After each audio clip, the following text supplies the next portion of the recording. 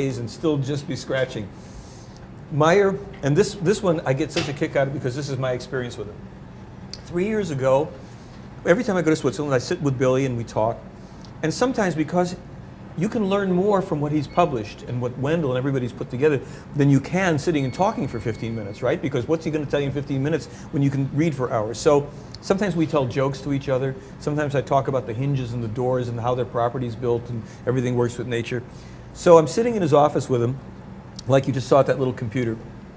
And I look over to the side, just to the right of where you saw him there, he's got a printer. And there were a bunch of sheets of paper in there.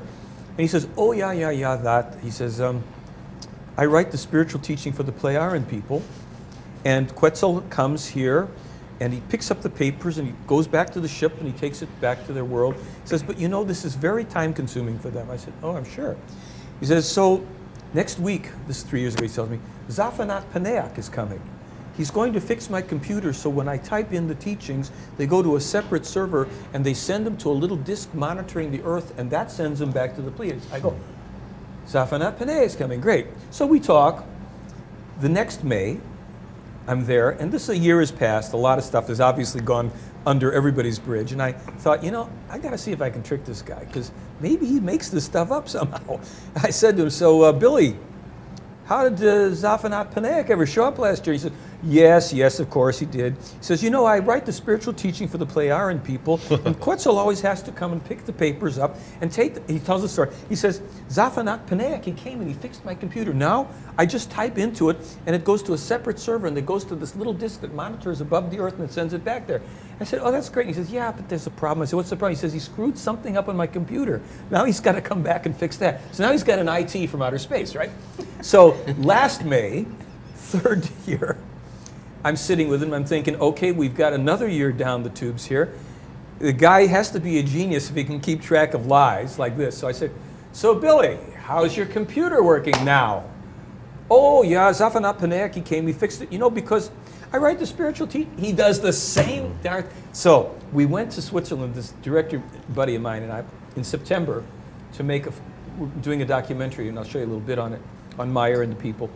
And I said to my buddy Jack, a German guy, I said, Jack, I've had this experience with Billy with this thing. I'm going to ask him again.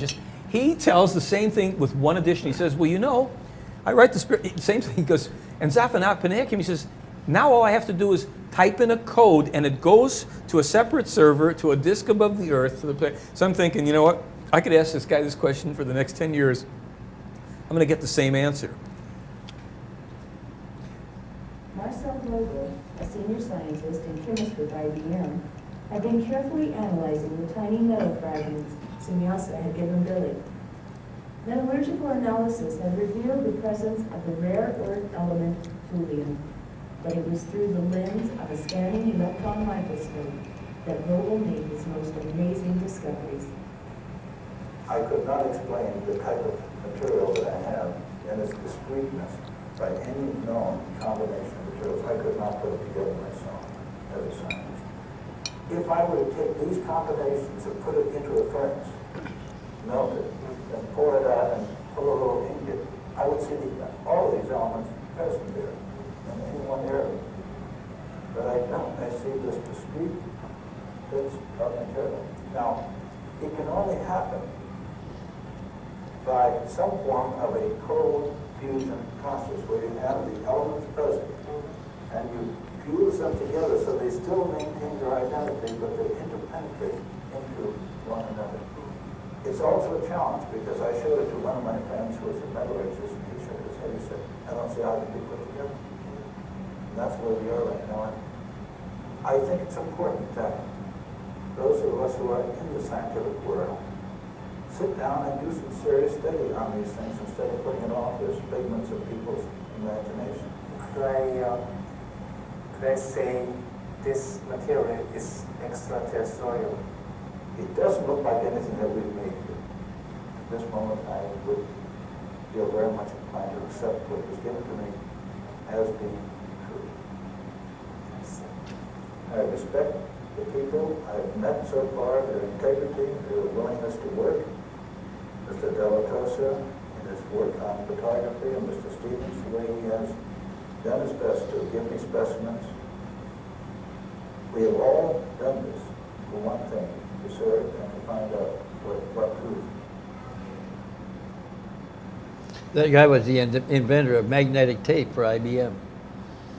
Really? He was a certified, I mean, he was a genius. And it's interesting, the skeptics, this poor guy attacked, I had made a typo in something I posted on my website where I had said that Vogel used the scanning electron microscope to discover thulium, which was an error.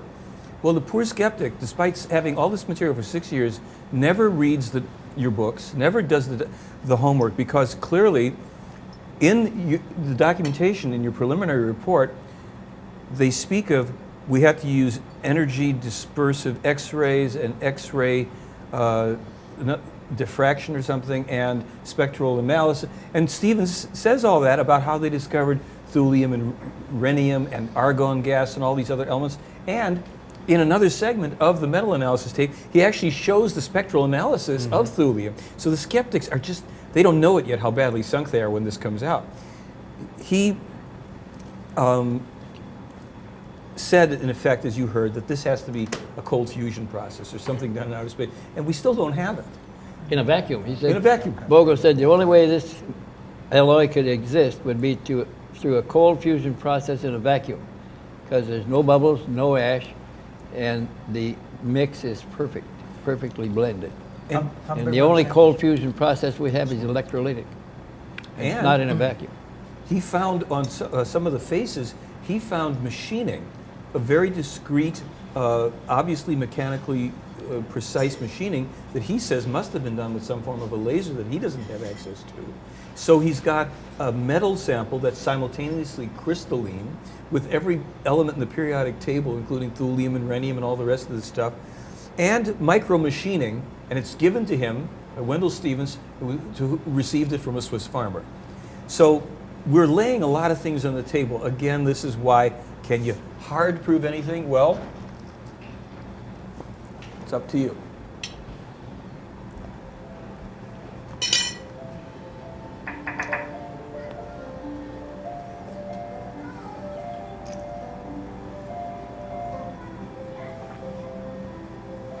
That you playing, Mark? No. Oh, okay.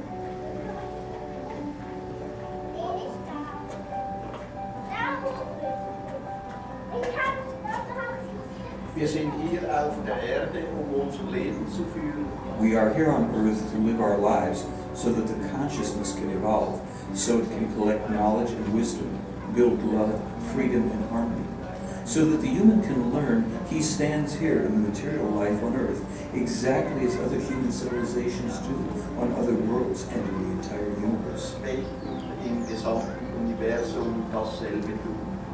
Nein, ich kann es allein nicht wickeln.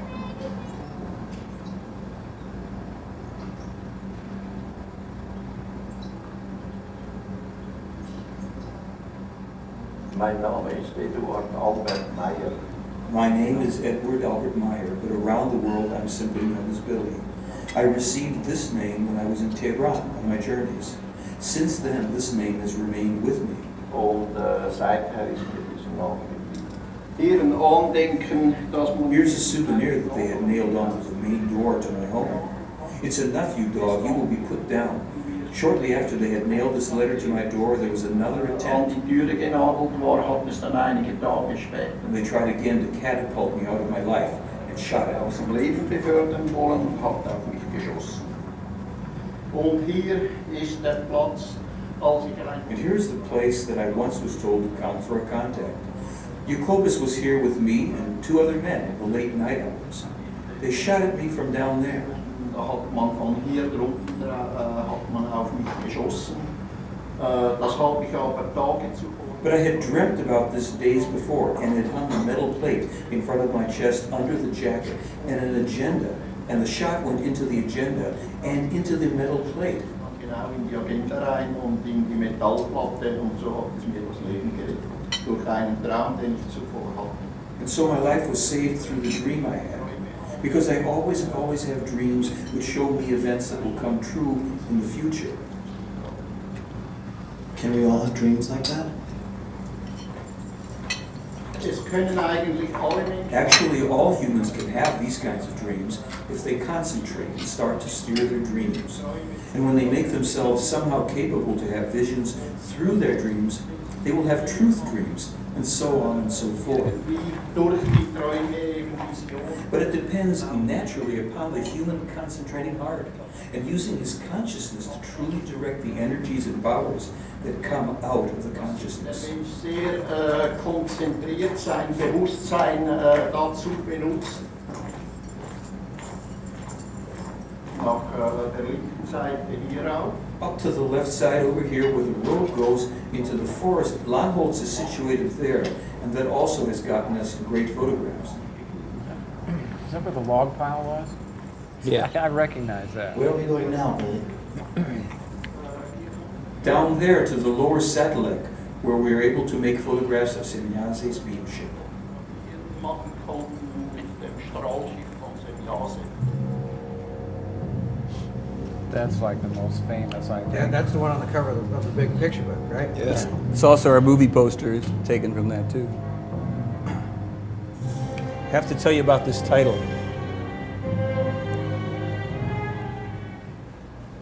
So, allegedly, a year or two ago, or maybe a little more, there was a contest on the Pleiaren planet Era, and the contest was for someone to create a slogan that embodies what Billy Meyer's work and mission on Earth is.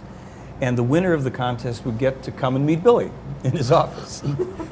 And there's some funny stories about meetings with Billy in his office too. Anyhow, someone won the contest, and the slogan is the silent revolution of truth. And the winner was an 11-year-old girl. And about, I guess, a year or two ago, whenever it was, Ptah brings her in, and I saw an unofficial translation of the content. It's just very, it wouldn't have to be somebody from outer space. You know, it was like, it's a pleasure to meet you, sir. You know, and it's my pleasure to meet you, young lady, you know, blah, blah, blah, blah. And she says, well, I feel we may never meet again, but I'm so glad to have had this opportunity to come and, you know, visit with you. A couple times when I talk to Billy, he'll talk about the people, you know, the Pleiaren and what it's like. And he says at one time, Ptah came with these 3 young women. One was 162, one was 230. They live longer, so. And he says they're very nice. He says they're very different than we are. I said, well, what are they like? And he says, they're just very different. They're human beings. He said, and it's just what he said without words. The pain of the comparison was palpable. And he says, after we had been introduced and had a short conversation, they wanted to go look around the property and look in the bird cages and things. And he said, so I told them to be careful. He said, well, don't worry, we will screen ourselves again so no one can see us. To being objective, okay? And you do it through questioning, learning, and evidence. Which is what you're saying. Do the hard work. What is provable? Right. You know, what, you know, In what, this you know, case, deal in facts. this case can do that. I mean, hey, look, Elijah was taken up to heaven by a chariot of fire in a whirlwind. What was that? What was it that Ezekiel saw that had a rim with spokes and eyes on it and had a wheel within a wheel? I mean, and what was it that lifted up from the center of the village and the glory of the Lord and set down on the eastern mountain? If this man, a primitive man, is describing to the best of his ability an advanced machine for which he has 0 reference point. Correct. He'd never seen a bicycle or a flashlight. Correct. Right. And he gets it pretty darn close. The fact that he didn't go nuts was pretty good. So he's describing this thing, but it's the whole mystique and mythicism and the fear. Because the thing that religion implants isn't just, well, believe this, believe it or else. Yes. And that's the correct. thing, because once the fear has got you like that, that's the thing that a person is going to have the hardest problem with. Well, what if this, I'll be punished for eternity. I'll be dipped in a molten lake like a marshmallow and hot chocolate for the rest of eternity, you know, or whatever. You know, I liked an argument one time when Semjase had said that there's no religion that's valid, all false. And she said, even your term describes it accurately. You spell it religion, R-E-L-I-G-I-O-N, She says that 2 Greek words means tying yourself to the past. Re legion. She said you should even be. You're even quoting it correctly if you spelled it R-E-L-E-G-I-O-N. That's re legion. You would have tying yourself to the future. Is what you Eon. should be doing. Yeah. Eon instead of Yeah. Ion. And so she said even your term describes your situation. You're all false. Yep, you're tying yourselves to the past. I know. Yeah. You know, when people ask me do I believe in God? I just tell them, I don't have to decide that now. And it flabbergasts them. But it's a way to just deflect the criticism. And then the rest you know? of her argument was that our religions require us to believe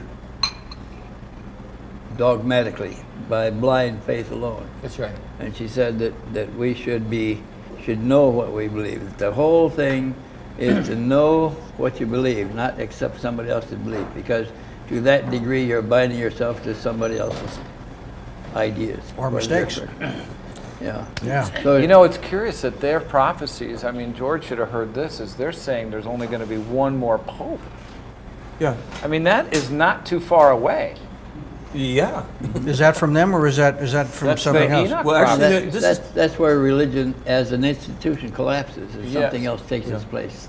Common sense. Right. and they say that Well, you know what?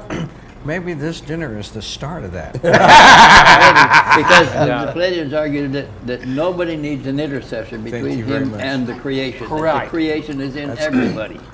And you don't need somebody else to meet it, to get to it. Right. And so intercessors were introduced by men to control men. and it was part Right, of, control, right, men to control All men. control, yeah. Yeah. and Well, it that's- was really part of the sky people that they initially introduced religion, right, to control the ignorant human beings. Yeah, absolutely. and the group Let that them was believe that they were gods. the B'Phath. They made them believe they were gods, right? Yeah, there is no such thing as a, Right, as a but- true God. There's is- the creation, which is everything. Right. Right. But if you give it a term, you've personified it, and then it's not correct anymore. But they're one of the reasons they're here is to try to correct their own Correct their mess ups. own, yeah, 'Cause errors in they made some mistakes in their earlier years with us. Deliberate, and they're trying to undo it. Yeah, They did it deliberately. well, their yeah, they forefathers. set themselves up as gods, and let the They let us believe they were primitive gods. people believe that they were God. Got it. Okay. Pretended to be. And then you had the B'Phath, the splinter group of the Pleiaren, who were based underneath the Giza plateau for a long time, who didn't get run off the planet until like 1978 or so. And they were the lineage of Jehovah and the different gods within that lineage that had come down, Kamagal, Jehovah, all these things, who had been, they instituted blood sacrifices in religions. Yeah, those personified gods were very ruthless and Yeah, they were. and Horrible. And you know what else it makes you think about?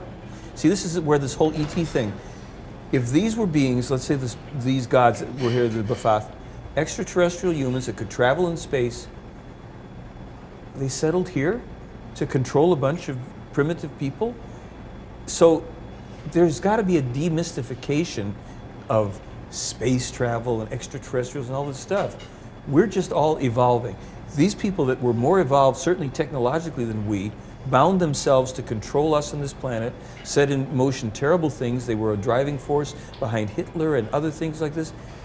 So is it enough that somebody can travel in space or is an extraterrestrial? Or is it really about what the Meyer case is saying, spiritual development and evolution? That's what it's about. What do they say about? I mean, because you had mentioned other races that are here and have. I mean, I think I They said that- remember reading in your book that 167 or some big number. 107. many have come and gone. Many have come and gone. Yeah. I mean, but I mean, what do they say is contemporary? The ones that are here I at mean, the time of the there's Pleiadians, contemporary They're ones. saying But there's nobody else visiting us, right? Isn't that That what they're they've saying? left. They've all left. Basically. The expeditionaries are all gone. Yeah, we're on our own again. There may be. And they're worried about whether we're going to survive because we create our own future as we go. Right. But what about the Greys and all of the other stories? Are they saying that's all bogus? Well, they don't want Meyer to waste time pursuing other stories, and so they tell him that they're not real, or if they're not real, that they're misperceptions. They do everything they can to defuse his energy, To keep him focused keep on. him focused on what they want him focused on. Yeah. Yeah. Let me read this to you from the first contact in reference to other civilizations. All right? So there exist sorts which acquired much knowledge and freed themselves from their life regions, and they also travel through the universe, and here and there they come to the earth. Many of them are rather nasty contemporaries and live in a certain barbarism which is still worse than yours. You ought to be on your guard before these, because they often attack and destroy everything that comes in their way. They have even destroyed whole planets or beaten their inhabitants into barbarous bondage. This is one of our missions, to warn the Earth human of these creatures. Let this be known to the Earth humans, because more and more the time approaches when a conflict with these becomes unavoidable. That is scary. Yeah. Yeah, but you know Well, what? there's things more scary than that. Just read the last prophecies for the next 100, 200 years. Yeah. Thank you. You mean the ones from Jeremiah? Contact number 215. Okay. That Oh, I think I shows, have that. 251? describes the Third World War and the Fourth World War. 251. 251, was Yeah, that a separate 251. book? By the Fourth World War, our whole system of weapons and combat instruments has changed. We've got away from projectiles and are using rays and beams. But Well, they're that's in even Enoch more deadly. prophecies, they mentioned that as well. And Yeah, and it's in 251. You can read 251 for free if you go to my newsletter archives, July 2005. It's the 3-part thing in there. Okay. All right. Yeah. Anyway, yeah, there's some wicked stuff in here. Starting to man. wind down, Wendell? London, How about, down, how yeah. about some coffee? Oh, that would be good. You got it. Let's get some caffeine. How Yeah, about you, yeah. Wendell? Or Mike? I don't know, that might keep me awake. Oh. I mean, at night. Uh-huh. I'm awake now, don't worry. I just look like I'm asleep. We'll get you some coffee. And let's see. Yeah. So I mean, there could be other things, like you said, that they're trying to keep him focused. So they're not giving him every ounce of truth that they're probably is. I mean, do you think? I mean, you've investigated a lot. Is this the only? This is not the only case you've investigated. Over 100 like this. Yeah. Okay. And do you see evidence of that? Do you think that some of these other ones are real? Visitors are trying to persuade their contactee to a particular kind of belief that they want to advocate. You do not see that? I do. You do? In most cases, yeah. Yeah. They once they make contact, they try to guide him. Are most of them humans? No, they're about 1/3 humans, about 1/3 what we typically call grays now, and the other third's a catch-all category that includes all the rest of them, avioids and amphibioids and Bug-type creatures? intelligent creatures of all kinds. Yeah. Yeah. Yeah. Are they all carbon-based There- life forms?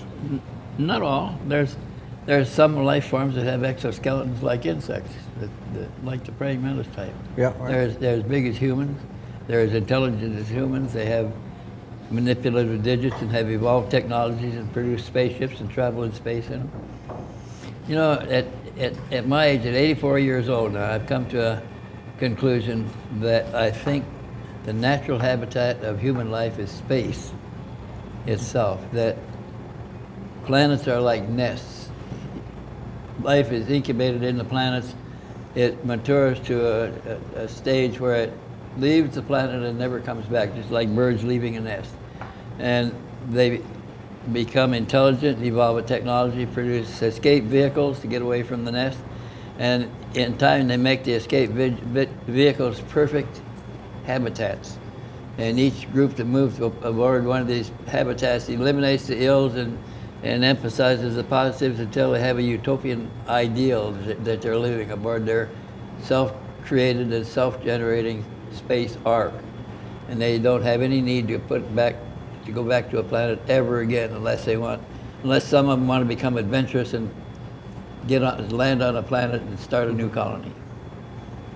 It goes on for a long time. Because some of these are space, in my experience, there are many different kinds of these huge space arcs. The Palladian ship at 10 miles diameter is not the biggest one. There are others that are considerably bigger than that. And I know one that's 20 kilometers, and well, that's 10 miles, I guess. 12 or so, yeah. Yeah, almost, yeah. It's still They're- pretty they're darn spheres? big. Big. No, that's a Are fat they- cigar shape, yeah. Huh? That's a fat cigar shape. but- Fat cigar shape? Yeah, Yeah. okay. But, yeah, Then there are some that are grotesque designs that have projections sticking out all over the place. yeah, we haven't These seen are any of those. descriptions, but no photos, right? No photos. Is it, there's nothing else that has clear daylight photos like this, right? Or is there? No others as good as these.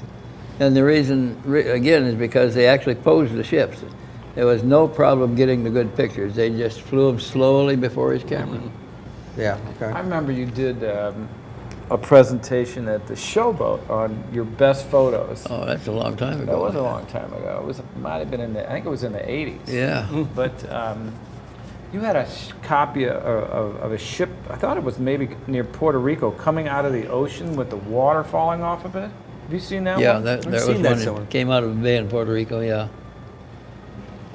This reminds me that in the Enoch or Enoch prophecies, they talk about if there comes a third world war after the U.S. has extended its power, that various countries start turning into alliances with each other against the U.S. and they get help from an ET race. It says Well, yes. in there. That's an interesting. Well, and it's When- curious because in Matthew, when Jesus is talking about those days, he said, if those days will be shortened, and if it were not for the elect, all life, that those days would be shortened. And it's similar language to what those Enoch prophecies are saying. Well, that that's in the Talmud Emmanuel. He says, if powerful beings did not intercede as they did in the past, I tell you, no life would remain on the planet. But so but yeah, they they're will. saying in this Enoch prophecy, it seemed to me, I remember them saying that they will stop basically the U.S. and Russia, because they're the ones that are going to have these fabulous weapons. Oh, thank you. Oh my gosh, look at this. What on earth? Ooh. This is A thank little, you. little of this, little of that. Get some coffee. Good please, night. gentlemen. Just want to? Huh? I better to get a little too, I think. All right, 2 coffees, Dave? Coffee? No, just 2. Glass of wine, maybe. Oh my goodness. I don't. Cherry cobbler. This is a red grapefruit brulee. Is that what that is? Yeah. Did you pick all these dishes out? Yeah. God, wow. Really great. Thank you.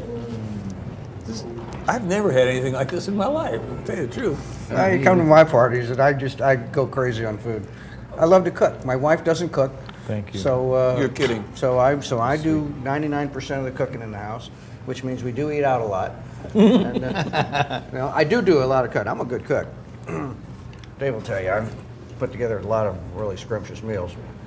And but Wow. this is like my wife and I Jeez. favorite club, and we come here a lot. Changing shape, color, and tone all at the same time. How would you pronounce it or write it? Sounds All like of it. Prince's name. All their names are like that, so it can only be transmitted telepathically. The Playaran, formerly known as Samyazi. He said, well, what's sannyasi? She said, well, that was a name for recognition, but she says it does have meaning for you. He said, what about Quetzal? She said, that also has meaning for you from your past. Ta, same thing. So none of those are their real names. Their real names couldn't be written or pronounced, but those were names that for recognition, for Billy to associate with them for recognition. They all had relationships with him at one point or another in the past. Yeah, Wendell shared that the group that's around him, a lot of them have been with him through other incarnations. Now, Wendell, you were talking about a trip that Wendell was taken into one of the pyramids where they found a document. Oh, that was, With yeah, Ascot? he was still encountering Ascot. And she took him to the pyramids one time, landed, there was a Bedouin camp being set up there, landed right beside of it, and she reached in a drawer and handed him a little device about the size of a Zippo lighter, says, put this on your belt. And he says, what's that for? She says, that'll keep them from seeing us. It was a cloaking device. She put one in her belt. They left the ship, walked right through the Bedouin camp, through a tent where they were preparing a Bedouin girl for a wedding or something. And a bunch of women were working around her, sitting on a stool in the tent. And they stopped. Meyer was looked at, they're fixing her hair. And on impulse, he bent down and kissed her on the lips like that. And she jumped up, and the women scattered. And Oscar says, "What'd you do that for?" He said, "Oh, I just wanted to see what would happen." So they went on through the tent. They're unobserved, and they went to the Great Pyramid and to a place on the pyramid where there was an aperture and a guard, an Egyptian guard. They walked right past the Egyptian guard. He didn't see him at all, and down to this might not have been the pyramid, it's in the Valley of the Tombs there. She took him to a tomb that she said the English had opened years ago, and they opened it with dynamite and started a fire in the tomb, and the Egyptians found out about it, and they ran the English off and put the guard on the tomb. The tomb had been guarded ever since. She said, "There's something interesting here I want to show you," and she took him to a corner of the room where there was burned evidence of a fire in the corner. She stirred in the ashes and pulled out a little piece of paper about that long and about that wide, singed on all sides, and handed it to him. She said, "Here, you may find this interesting." And he looked at it and he said, "How will I find this interesting? It's in a strange language. I can't read it." She said, "Here, I'll help you. Give me your pencil." And he gave her his pencil. She wrote German equivalent letters under a few of the characters on this little piece of paper. And she says, that ought to be enough. You can work it out from there. So I found that in his desk drawer when I was going through the desk drawer looking at stuff. I said, "What's this?" He told me the story, and I said, "Well, what does it say?" He says, "I haven't tried to work it out." I said, "Well, let's see what we can do with it." So there wasn't a full German alphabet there. We had to reconstruct enough words till they would make a phrase, and then we could accept that as possibly correct. And then we could extend it a little bit. And we identified more German letters for the missing characters until we had a pretty good representation. By the time, it just took us several hours to do this. By the time we got done, the main message on it was just a one paragraph part out of a page, and it said the line of prophets is as follows, and it started with Enoch, Elijah, Elisha, and on down the line of 7 prophets that he had already been told were past incarnations of his, and we got down to the last word, the 7th incarnation as a prophet. And when we converted the words to German letters, it spelled Billi. And his eyes looked up at me, and I looked at him, and he said, he didn't say anything, he looked like mouth open, and my mouth was open, and we were looking at each other wondering, could that have been their spelling of it or what? And I was always puzzled by that, because he was truly surprised when we reached that last part and it said Billi, like that. So you and he did the translation?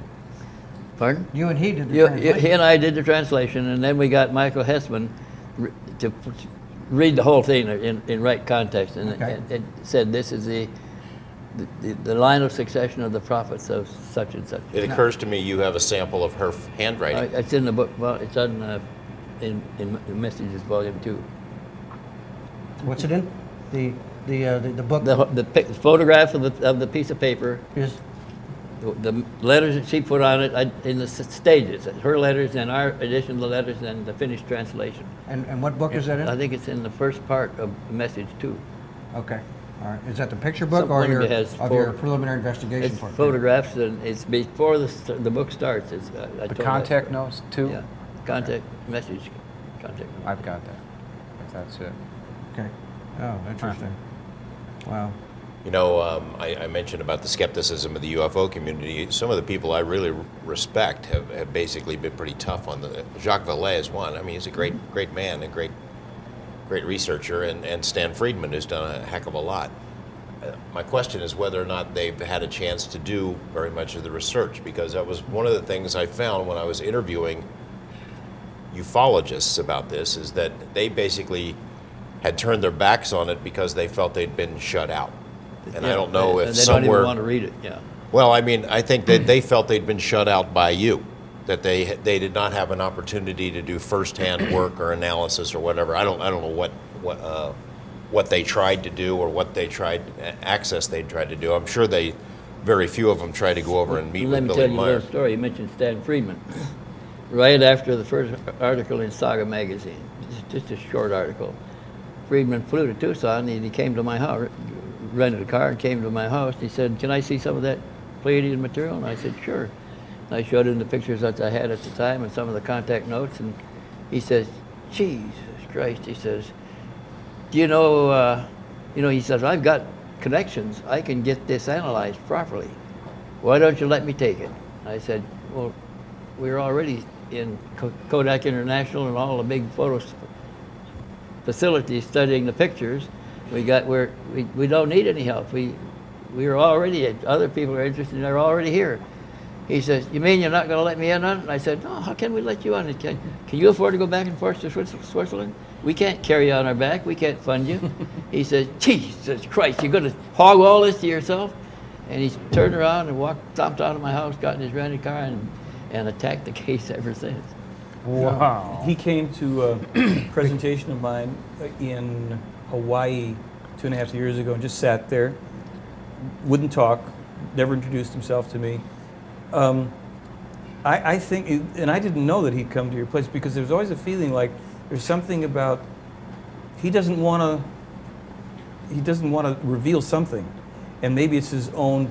He refused to look at the case after that. Yeah, and he would have to show that he has interest in something that he doesn't really have authority in, and it's much easier for some of the people to try and be dismissive, but really, where do you see photographs like this? Where do you see films like this? Where do you see metallurgists from 22 years ago or more getting up and saying, "Well, I can't make this, and here's what it's made out of," and sound recordings, 3 different sound studios that I know of, 7 or 8 different sound engineers that all went through the sounds and said, "Well, with calculated formulas showing that there's 8 inaudible frequencies, the patterns are so discrete and the shifting is so fat, we can't duplicate them. We don't know what the sound source is." You know, the one recording that was recorded on 4 recorders simultaneous, so we had stereo recording.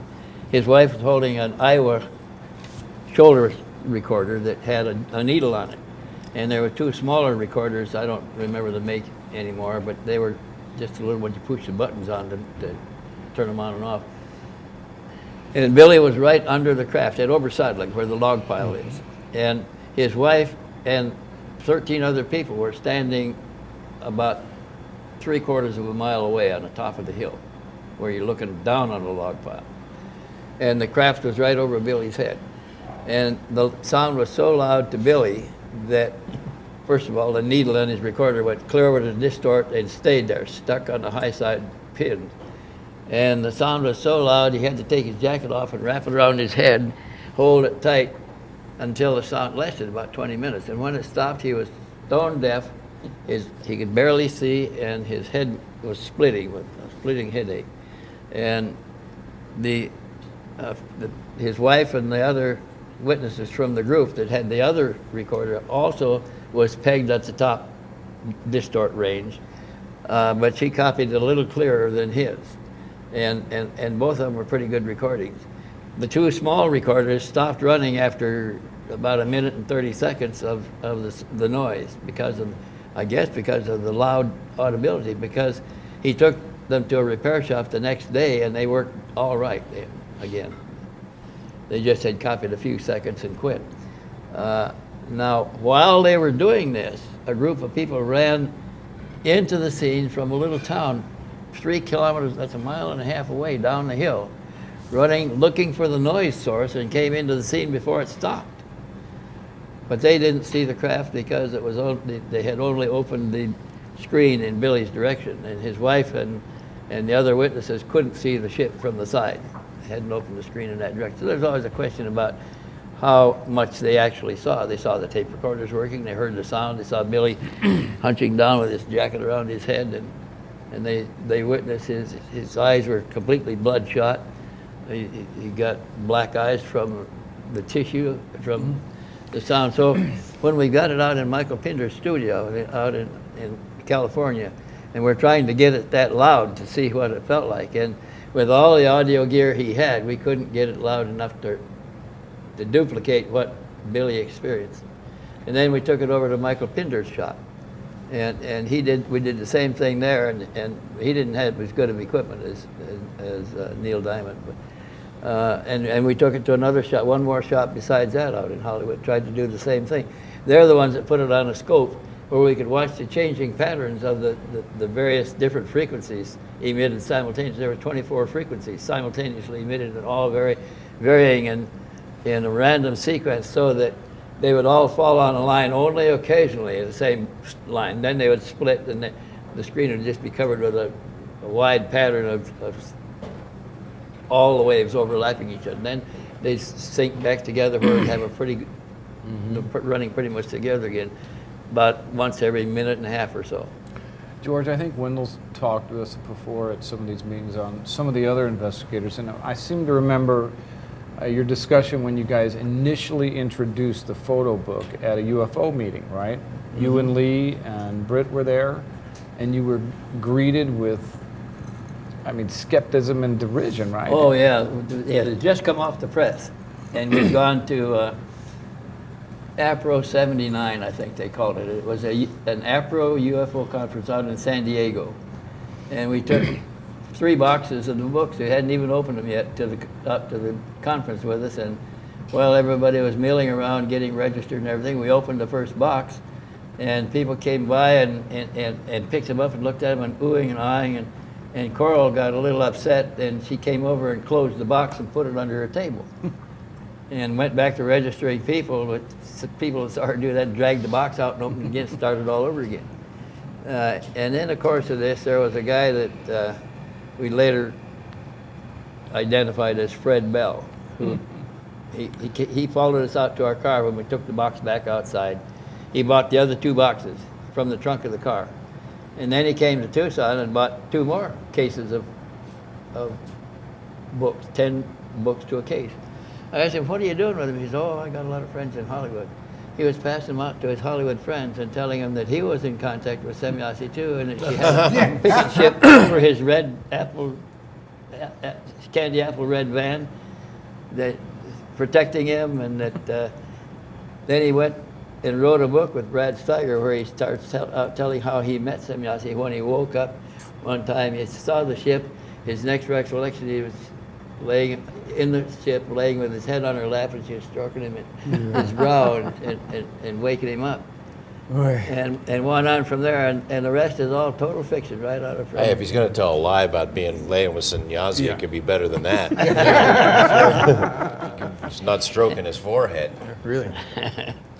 Well, I think dinner's going to be served about 8:30. Do you guys need to reset up for around the table? Yes, we do. Okay. Yeah, I'd love for you to Why don't follow we take a Freedom little of break? Information. Yeah, sure. And I know